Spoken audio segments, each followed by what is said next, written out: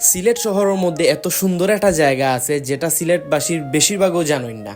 তো আজকের ভিডিওর মধ্যে আপনারা জানাইমু যে সিলেট শহরের এই সুন্দর জায়গাতে আপনারা কিলাখান যাইতে পারবা। সিলেট শহরের এই পামবাগানও যাইতে হইলে আপনারা প্রথমেই যাইবা গিয়ে শাহফরান খাদিমপাড়ার 2 নম্বর রোডে দিয়ে আপনারা যাইবা। তো আপনারা যদি ওই জায়গায় কোনো গাড়ি দিয়া যদি যাইন তাইলে সবচেয়ে ভালো হইব।